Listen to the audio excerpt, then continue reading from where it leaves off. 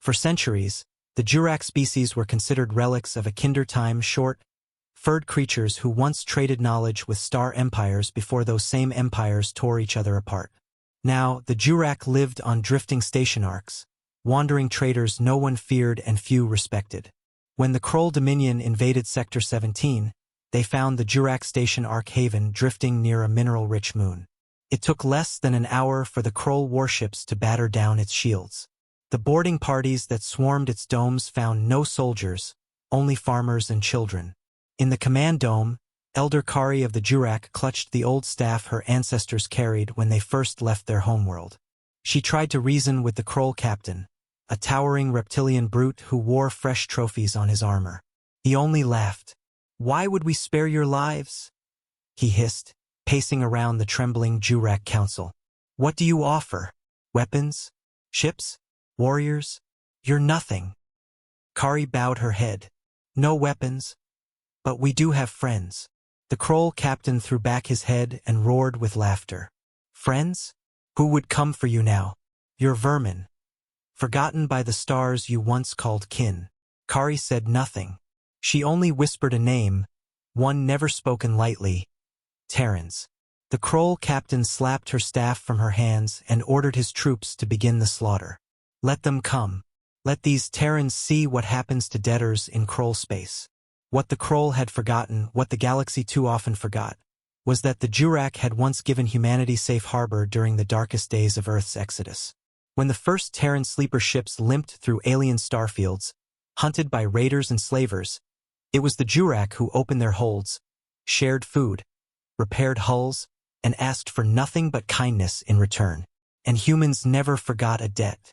An hour later, just beyond the moon's shadow, a single human gunship decloaked.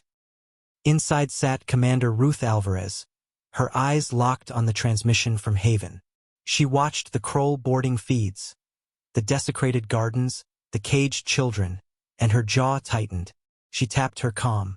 "Call the fleet," she ordered. "Code Iron Oath." The reply was instant. "Acknowledged, Commander. Debt will be paid." When the Kroll captain looked up from his bloody work, he saw it first as a glimmer, distant pinpricks of light that quickly multiplied. Ships, dozens, then hundreds, blooming like angry stars. The Kroll fleet shifted, bristling with confidence. The Dominion had never lost a border war.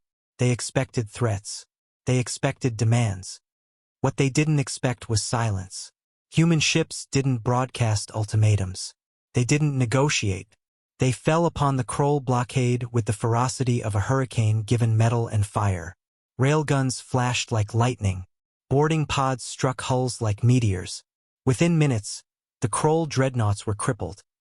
Their spines snapped, decks decompressed, crews scrambling to flee. On the surface of Haven, the surviving Jurak watched through cracked viewports as armored Terran Marines stormed the domes, cutting down Kroll squads with cold precision. Elder Kari, hunched and bloodied but alive, looked up when the blast doors finally groaned open. A human Marine stepped through, his faceplate covered in Kroll blood.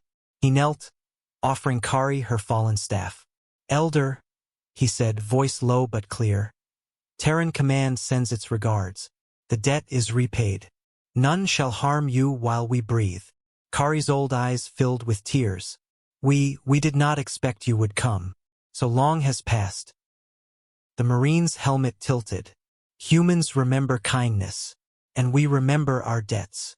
Outside, the Kroll survivors tried to rally, until they saw the human fleet settle into defensive orbit around the Jurak Arkansas dropships ferried aid and supplies where Kroll blades had cut deepest.